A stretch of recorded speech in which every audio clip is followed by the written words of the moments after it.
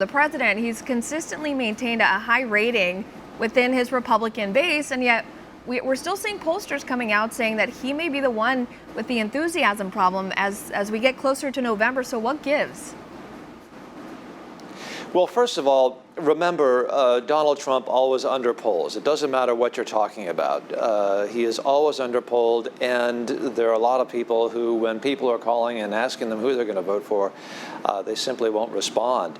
And you know, you have a lot of things going on with the civil unrest. There are a lot of people out there who don't want to speak their mind. They certainly don't want to say that they will vote for Donald Trump, because in polite conversation that can get you tossed out of a restaurant, or other things can happen to you, as we've seen. So his political situation is certainly not as tenuous, it appears, as we have heard from the mainstream media. Of course, he's retooling his campaign. He's moving Mr. Stepien in to replace Mr. Parscale. And these sorts of things are not unusual. This is the same sort of thing he did in 2016. You go back a ways, George W. Bush made similar moves. His father, George H.W. Bush, made similar moves. And 4 months, 3 months, 3.5 months is an eternity in politics. A lot of time left yet. Sure, we still have plenty of time, even though it seems like the time's, where is the time? I don't know, I feel like I don't have enough time today. But I do want to build off what you just said, though. There was a poll that was interesting. The USA Today, Suffolk University came out and said that there's actually more enthusiasm. Of the voters that they polled, half of them say that they're more enthusiastic about President Trump's reelection bid, as opposed to 27% who said the same about Biden. So that certainly speaks to me. Another thing also, Joe Biden's not a name that pops up into most Democrats' heads, or even moderate conservatives for that matter, when you think of the progressive wing of the Democratic Party. But as we're getting closer to Election Day, we're seeing Biden is skewing more to the left. I mean, he's teaming up with Bernie Sanders, and he's essentially using his old policy ideas. So if Bernie couldn't get the nomination off of his own ideas, why does Biden think he can pull it off? Well, Biden is the last man standing. He is. Here's the thing that's going on, or that seems to be going on, and this is what I've been hearing, is that Biden is sort of a little bit like a cipher, and he is an avatar for a somewhat more progressive wing of the Democratic Party. He is a desirable candidate because there is a feeling that once, or if he is elected, he can be brought over to their side. He can be coerced. He can be easily co-opted by a very liberal and progressive wing of the Democratic Party, which seems to be ascendant, as we've seen illustrated in recent events. You see that with his environmental proposals, which he was just out with recently, extremely liberal. So that is what the Democratic Party sees in Joe Biden. And that's something maybe you didn't see in Bernie Sanders. He had more of a mind of his own, more of an independent streak. There's a feeling Joe Biden is, to use the word, malleable by the more progressive wing of the party.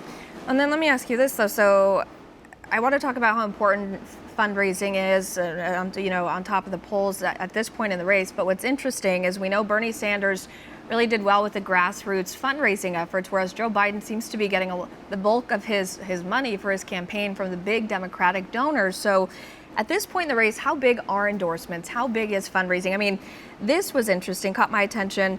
Just yesterday, the National Association of Police Organizations announced that they're backing President Trump when the past two elections they had backed Biden and Barack Obama. Well, that is an interesting development, and I think what you're saying is that Joe Biden has his base, his financial base. He is one of these candidates who was in the Senate for many, many years. He is a creature of Washington. And so it's not surprising that the majority of his contributors would be larger donors, people who have given a lot of money in the past to more traditional Democrats, because that's where he comes from. It's not saying that's what he's going to be like, but that's saying is that's what he's coming from. Now you see him introducing things like this quasi-Green New Deal that he spoke about. And this may give you a clue as to why he's moving in that direction.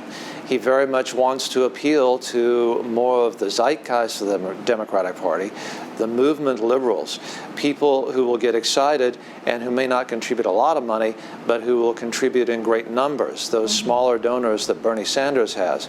And so what you're seeing is an attempt potentially by the Biden campaign to attempt to appeal to that sort of a donor and that sort of a base, the base that you're talking about, to excite that base.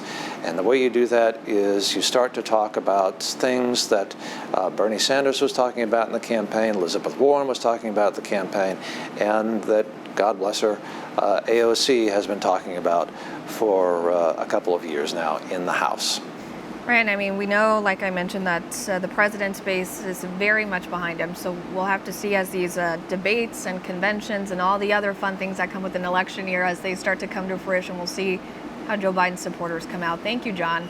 Want to see more videos like this? Click on the link below and subscribe to One America News on YouTube, and call your cable provider and kindly demand that One America News is added to your lineup. Call and subscribe today.